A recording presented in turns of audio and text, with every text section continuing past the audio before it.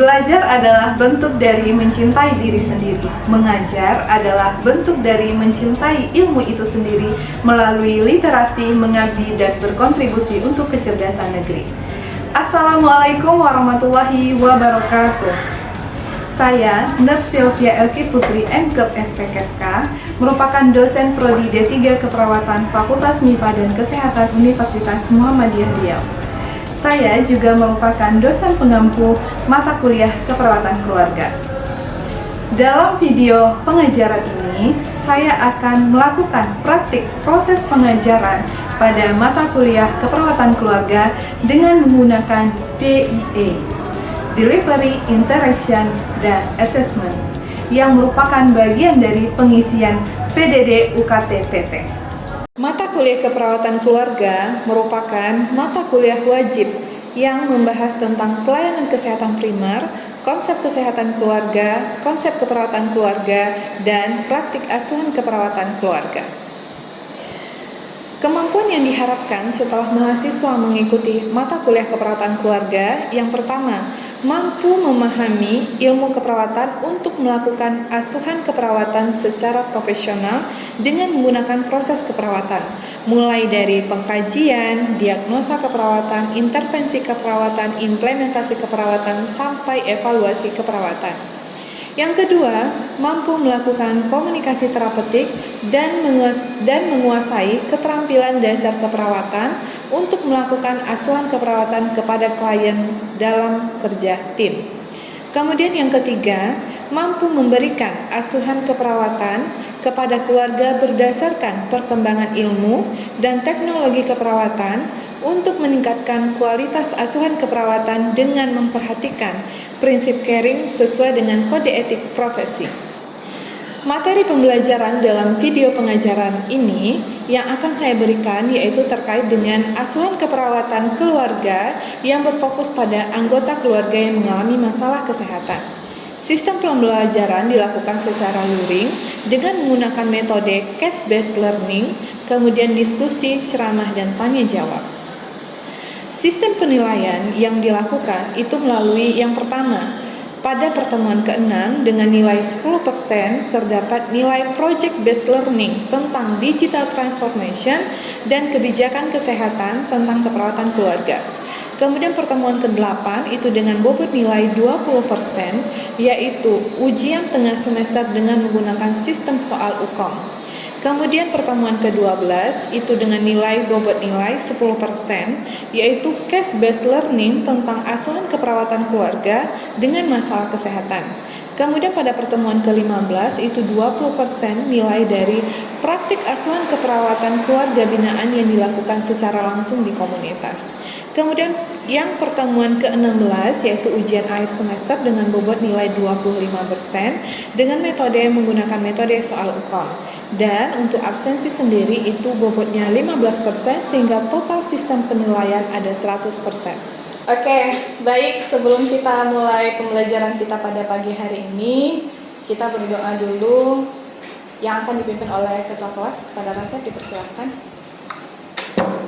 Baik, sebelum kita memulai pembelajaran kita hari ini, sebaiknya kita berdoa terlebih dahulu. Berdoa mulai.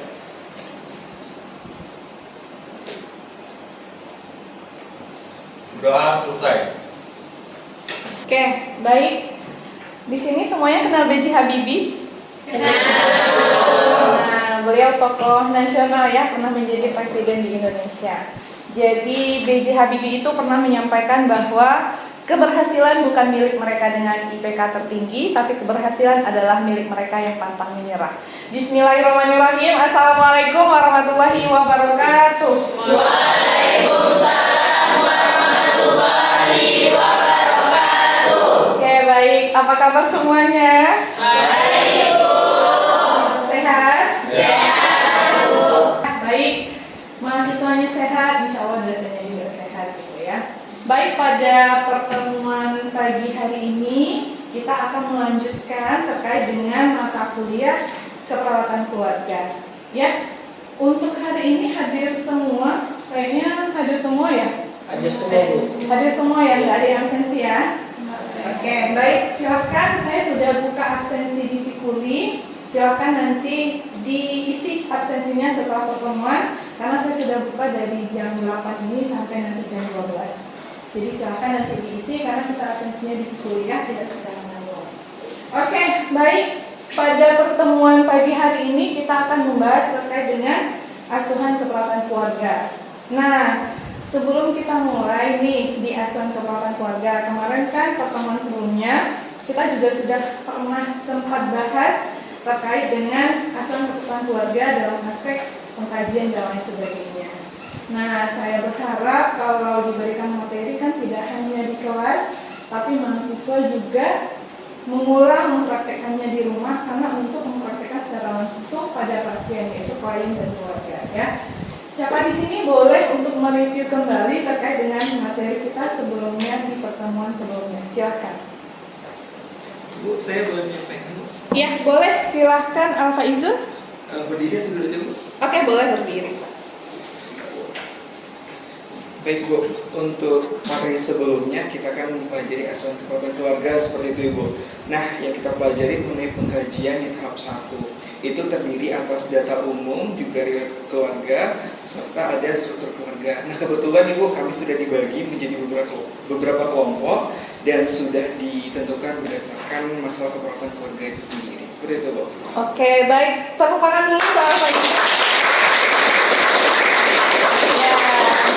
Baik ya, jadi sebelum kita lanjut ke materi berikutnya, saya berharap mahasiswa tetap bisa memahami, membawa ilmu yang sudah dipelajari sebelumnya. Karena materi yang akan disampaikan pada pertemuan hari ini berkelanjutan dari materi sebelumnya. Ya, capaian pembelajaran kita pada pertemuan terkait dengan asuhan keperawatan keluarga, yang pertama, mahasiswa memahami tentang asuhan keperawatan keluarga.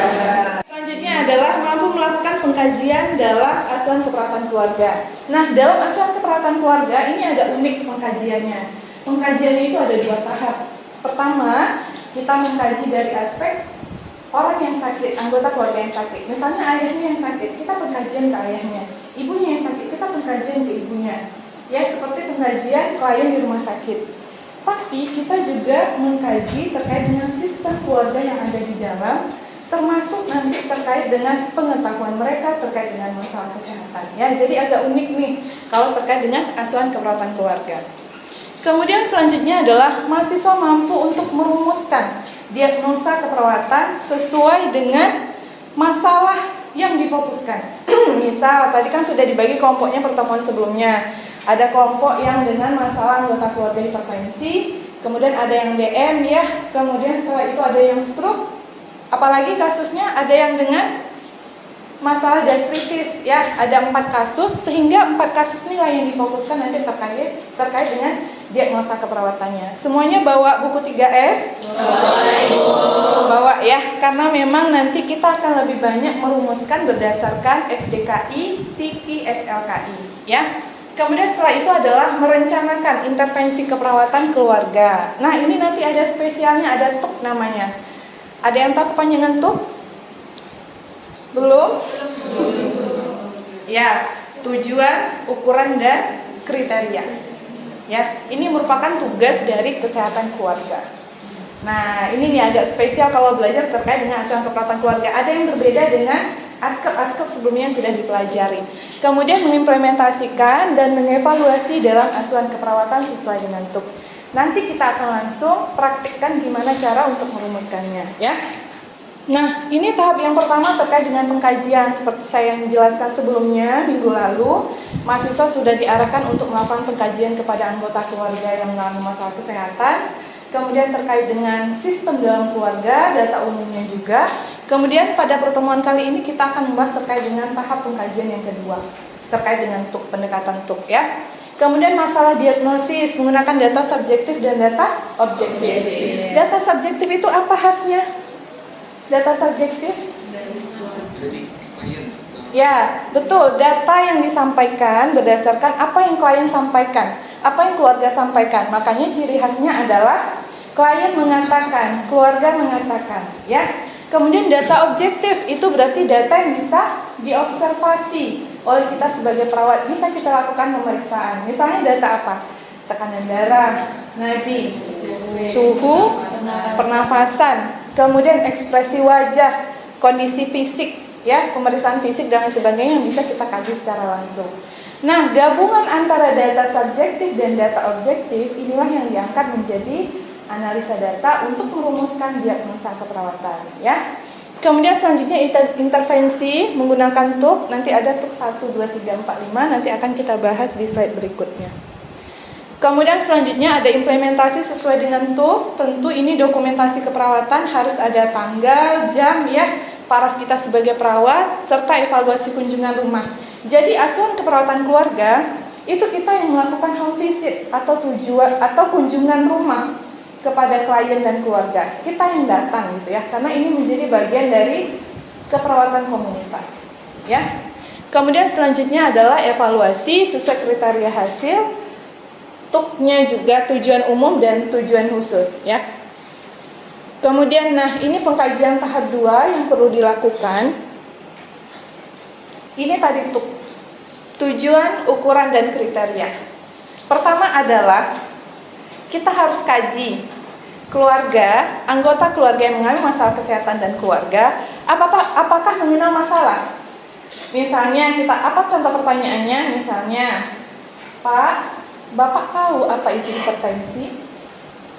Ya, kemudian pertanyaan kedua misalnya, Bu, Ibu tahu tanda gejala hipertensi? Atau misalnya nggak hipertensi, tekanan darah tinggi, misalnya masyarakat taunya apa? Karena kita sebagai calon perawat, ya, tenaga kesehatan harus bisa menggunakan bahasa yang sederhana sehingga lebih mudah dimengerti oleh klien, ya. Kemudian pertanyaan ketiga misalnya, Bu, Ibu tahu nggak apa klasifikasi dari tekanan darah tinggi? Tingkatannya Ibu tahu nggak, Bu? Ya, kemudian apalagi Ibu tahu nggak penyebab? Apa yang Ibu ketahui tentang penyebab hipertensi? Apa yang Ibu ketahui tentang definisi hipertensi? Apa yang Ibu ketahui tentang klasifikasi atau tingkatan dari tekanan darah tinggi? Gitu ya. Nah, itu untuk cara mengenal masalah. Berarti kalau mengenal masalah, apa saja aspek yang dikaji? Terkait dengan definisi penyakit, kemudian penyebab, tanda gejala, klasifikasi ataupun tingkatan, ya, dari masalah kesehatan. Baik itu terkait dengan DM-nya, struknya, dan masalah kesehatan yang lainnya, ya. Kemudian selanjutnya adalah mengambil keputusan yang tepat. Nah, apa yang perlu dikaji di mengambil keputusan yang tepat? Kita perlu mengkaji bagaimana pengetahuan keluarga tentang dampak dari masalah kesehatan. Contoh pertanyaannya, apa yang Ibu ketahui tentang dampak dari tekanan darah tinggi kalau nggak segera kita atasi atau obati, Bu? Nah, di situ kita bisa melihat apa dampaknya. Oh, kalau dampak atau komplikasinya itu adalah stroke, gangguan penyakit jantung misalnya, ya, kemudian kebutaan atau masalah pada penglihatan, bahkan kematian gitu misalnya. Nah, kalau misalnya pasien keluarga bisa menyampaikan secara keseluruhan benar, ya berarti keluarga mengetahui terkait dengan dampak penyakit. Nah, selanjutnya kita perlu mengkaji apa keputusan yang sudah diambil. Seringkali apa? Keluarga di masyarakat, mereka mau ke pelayanan kesehatan kalau sudah parah penyakitnya. Jadi kalau misalnya pusing dikit buat tidur lah, ala biasa kok pusing dikit, ya udah istirahat aja gitu. Padahal pas dicek tekanan darahnya sudah 200/100 gitu ya. Itu udah tinggi banget dalam hal klasifikasi tekanan darah tinggi ataupun hipertensi. Nah, di sini apa keputusan keluarga? Apakah sudah merawat, belum merawat, atau seperti apa? Nah, perlu dikaji pada TUK yang kedua, ya. Kemudian yang ketiga adalah cara merawat anggota keluarga yang sakit. Ibu, ini Bapak mengalami tekanan darah tinggi. Tadi tekanan darahnya kan 150/90 misalnya. Nah, apa yang sudah dilakukan di rumah, Bu? Apa yang sudah Bapak lakukan untuk mengatasi masalah kesehatannya? Apa cara perawatan yang sudah dilakukan di rumah? Ya, bisa jadi misalnya jawabannya nggak ada, bawa tidur aja, nanti juga hilang. Nah, berarti kan belum menggunakan cara perawatan yang sesuai anggota keluarga yang sakit. Atau misalnya sudah ke pelayanan kesehatan, sudah ke puskesmas, sudah ke klinik. Nah, berarti sudah melakukan cara perawatan yang benar, tapi di rumah udah dilakuin belum? Misalnya pola makannya udah diatur, istirahatnya, stresnya, dan lain sebagainya. Ya, itu di tahap yang ketiga. Kemudian yang keempat, memodifikasi lingkungan. pasien hipertensi seringkali mengalami jatuh. Ya, seringkali apa? Tiba-tiba udah jatuh di kamar mandi, dilarikan ke rumah sakit, sudah stroke. Ya, jadi untuk kasus-kasus yang seperti ini perlu kita modifikasi lingkungan. Ya, misalnya pada pasien hipertensi, apa yang perlu kita modifikasi lingkungan? Pencahayaan harus bagus, ya. Lantai nggak boleh licin, ya. Kemudian ruangannya juga lebih lebar. Nah, itu contoh hipertensi. Kalau misalnya pada kasus lain TB, yang perlu kita kaji apa? Lihat ventilasi udaranya. Cahaya matahari masuk nggak? Udara dari luar masuk nggak? Atau kondisi di dalamnya itu kotor, lembab gitu ya. Kemudian suka mikroorganisme untuk tinggal di dalamnya. Nah, itu perlu kita kaji di modifikasi lingkungan. Ya. Kemudian kelima, mengkaji terkait dengan memanfaatkan fasilitas pelayanan kesehatan. Artinya, apakah keluarga sudah melakukan pengobatan ke pelayanan kesehatan, apakah klinik, puskesmas, serta termasuk apakah keluarga sudah memiliki asuransi kesehatan. Ya, karena kadang untuk keluarga yang dengan ekonomi menengah ke bawah itu kadang nggak tercukupi ya secara ekonomi untuk pengobatan. Nah, kita bisa validasi bahwa ada bantuan dari pemerintah untuk asuransi kesehatan gratis untuk masyarakat yang tidak mampu. Nah, karena masyarakat kita nggak tahu terkait itu, kita lah yang sebagai perawat untuk mensosialisasikannya kalau misalnya keluarga belum memiliki asuransi kesehatan ataupun belum memanfaatkan fasilitas pelayanan kesehatan. Ya, jadi jangan kaget nanti ketika ketemu keluarga, klien, tekanan darahnya sudah tinggi, masalah kesehatannya sudah banyak atau komplikasi, tapi ya udah Bu istirahat di rumah atau lebih memilih pengobatan komplementer. Selanjutnya kita masuk di analisa data. Nah, analisa data ini ada data subjektif, data objektif, dan diagnosa keperawatan. Ya, jadi ini sama-sama kita pelajari sesuai dengan kasus yang sudah diberikan. Ya, ada yang tadi sudah dibagi kasus keluarganya dengan hipertensi, DM, stroke gitu ya. Nah, gastritis juga. Nah, silakan kita sama-sama diskusikan. Boleh dilihat di tugasnya masing-masing, di catatannya masing-masing untuk keluarganya menggunakan DS, DO setelah kita rumuskan diagnosa keperawatan bersama. Ya, kita buka ke SDKI-nya. Mau kelompok siapa yang kita kasih contoh? Boleh kelompok 1 ya, dari kelompoknya Alma. Boleh kita mulai dari yang lain, boleh sambilan buka SDKI-nya dan juga boleh rumuskan bareng terkait dengan DS dan DO-nya. Kalau misalnya ada pertanyaan boleh disampaikan ya. Izin Ibu, terima kasih Bu. Dari data yang sudah kita kaji Bu, dan kelompok yang sudah dikaji yaitu kelompok dari keluarga dengan hipertensi Bu. Subjek kalau untuk DS-nya Ibu, pasien belum mengetahui apa itu hipertensi Bu. Nah, kemudian Berarti pasien mengatakan belum mengetahui tentang penyakit hipertensi itu. penyakit hipertensi.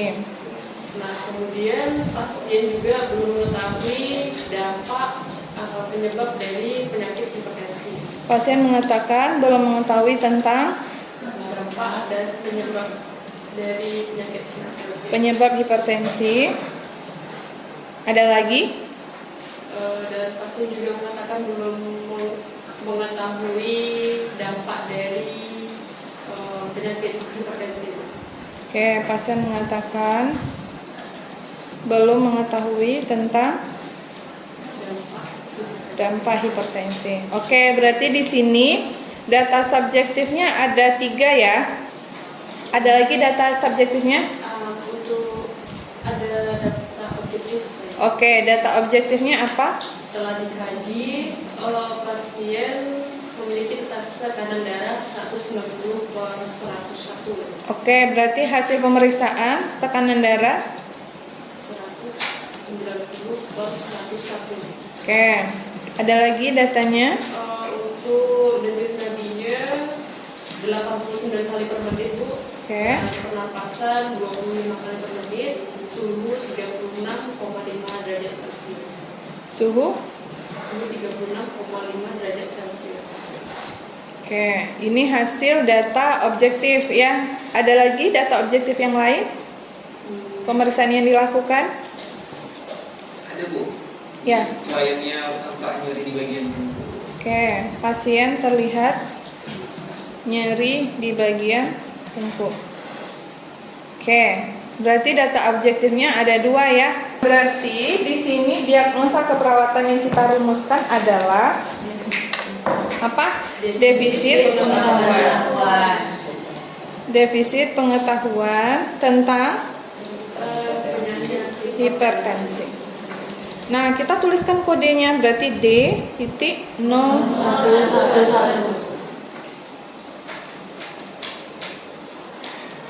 Oke, nah seperti ini. Ini kan secara narasi. Nah, silakan buat dalam bentuk tabel. Tabel yang digunakan itu bisa dengan data subjektifnya paling kiri, kemudian data objektifnya di bawah, kemudian baru di sebelah kanannya adalah hasil analisa data yaitu diagnosa keperawatan. Ya, sampai di sini bisa dipahami? Bisa, Bu. Oke, baik, kita lanjut ke ini defisit pengetahuan ya. Jadi bisa disesuaikan dengan masalah yang kita temukan. Kalau misalnya tadi ada ditemukan pasien terlihat nyeri tengkuk. Nah, tapi nyerinya yang lebih dominan, misalnya skalanya nyerinya sampai 8, 9. Nah, itu yang perlu diprioritaskan. Nanti ada proses prioritas masalah keperawatan keluarga, masalah diagnosa keperawatan keluarga ya. Kita masuk ke intervensi menggunakan TUP. Yang pertama adalah mengenal masalah. Nah, mengenal masalah tadi apa aja topiknya? Pertama, definisi, kemudian penyebab, tanda gejala, klasifikasi. Ya, ada 4 itu biasanya mengenal masalah. Nah, kita buka di Psiki. Coba buka di Psikinya. Kalau terkait dengan 4 hal ini, kira-kira apa sih intervensi yang bisa kita berikan di TUP 1? Jadi, di Psiki ini kita bisa gunakan intervensinya adalah edukasi kesehatan tentang masalah kesehatan yang mau difokuskan, yaitu tadi misalnya apa? Hipertensi. Ya, kalau misalnya DM berarti kita bahas terkait dengan diabetes mellitus. Kalau tentang stroke, maka tentang stroke. Kalau gastritis, gastritis. Kemudian yang kedua adalah mengambil keputusan. Ya, mengambil keputusan. Biasanya keluarga itu, kalau biasanya klien atau pasien kita mau ngambil keputusan untuk merawat kesehatannya kalau udah apa? Kalau udah parah penyakitnya, kalau sudah komplikasi, kalau udah nggak tahan lagi rasa sakitnya gitu ya, baru mencari pertolongan ke tenaga kesehatan misalnya. Nah, sebelum hal itu terjadi, kita harus memahamkan keluarga tentang dampak masalah kesehatan yang terjadi saat ini kalau nggak diatasi. Serta ada juga intervensi di Psikinya, yaitu membantu keluarga untuk mengambil keputusan. Kemudian selanjutnya adalah yang ketiga, cara merawat anggota keluarga yang sakit. Nah, kita harus identifikasi bareng. Biasanya kalau hipertensi penyebabnya apa tadi? Penyebabnya kurang aktivitas fisik, ya, pola makan yang tidak sehat, stres, kebutuhan istirahat, tidur yang tidak cukup, ya, yang kurang. Nah, itu yang akan masuk di yang ketiga. Jadi kita edukasi tentang hidup yang sehat. Hidup yang sehat itu seperti apa? Oh, misalnya kalau ada faktor stres, apa yang perlu dilakukan? Biasanya kita ngasih apa? Teknik relaksasi nafas dalam. Kemudian selanjutnya adalah memodifikasi lingkungan yang sehat. Nah, di Psiki juga ada, sama, nanti dicari untuk cara memodifikasi lingkungan yang sehat. Misalnya pasien dengan hipertensi. Maka apa? Seharusnya pencahayaannya terang, ya, lantainya tidak licin, ya. Kemudian misalnya ada pegangan di kamar mandi sehingga untuk menurunkan resiko jatuh. Kemudian selanjutnya adalah memanfaatkan fasilitas kesehatan yang ada di masyarakat. Jadi perlu disampaikan terkait dengan adanya apa KIS misalnya, ya, Kartu Indonesia Sehat, BPJS, kemudian asuransi kesehatan yang lainnya. Nah, kemudian selanjutnya ini intervensi keperawatan, tetap yang namanya dokumentasi keperawatan itu kita bisa menggunakan tabel di mana kita tuliskan di dalamnya terkait dengan rencana intervensi keperawatan yang akan dilakukan. Nah, ini contohnya. Nanti baru dicantumkan sesuai dengan Psikinya, standar intervensi keperawatan Indonesia, itu bagian tindakan observasinya apa, terapeutiknya apa, kemudian edukasinya apa. Itu tadi yang kita masukkan terkait dengan definisinya apa, kemudian tanda gejala, penyebab, hingga ke klasifikasi. Nah, itu bisa kita rumuskan. Nanti boleh menggunakan media, apakah video, leaflet, lembar batik, dan lain sebagainya. Gitu. Oke. Udah agak panas kepalanya. Iya. Kalau misalnya saya terlalu cepat tadi kan boleh ya kalau misalnya ada pertanyaan sambil berproses. Ini kan kita belajar di kelas untuk supaya mahasiswa bisa memahami sehingga nanti pada saat praktik langsung dengan keluarga binaan, pada saat PKL itu bisa langsung mengaplikasikan. Ya, kalau sekarang kan kita latihan berdasarkan studi kasus yang sudah diberikan ke masing-masing kelompok. Ya, sampai di topik ini, apakah ada yang mau didiskusikan atau ditanyakan? Iya, boleh, silahkan. Izin bertanya Bu, tadi kan kita sudah membahas dari sekilas dari TUK 1 sampai 5 Bu. Sekarang kan kita fokus ke TUK 1. Jadi untuk TUK 1 sampai 5 itu berarti data demografi klien tersebut sangat mempengaruhi ya Bu, terutama tentang pendidikannya Bu. Oke, baik, terima kasih Al-Faizun untuk pertanyaannya. Memang pada saat awal sebelum kita melakukan diagnosa keperawatan, intervensi, bahkan implementasi, data awal pengkajian itu sangat mempengaruhi. Ya, termasuk misalnya anggota keluarga yang sakit siapa neneknya, siapa teman nenek di rumah yang nemenin. Ya, misalnya ada anaknya, ada cucunya, ada menantunya. Itu juga akan mempengaruhi proses penyerapan informasi. Dibandingkan dengan misalnya ada lansia yang hanya tinggal sendiri gitu. Nah, kita perlu mengidentifikasi di awal, makanya ketika asuhan keperawatan keluarga, kita tidak hanya melakukan pengkajian ke satu individu yang sakit dengan masalah kesehatan, tapi juga ke sistem keluarga. Kenapa? Karena ketika satu orang yang sakit, sebenarnya satu keluarga yang sakit.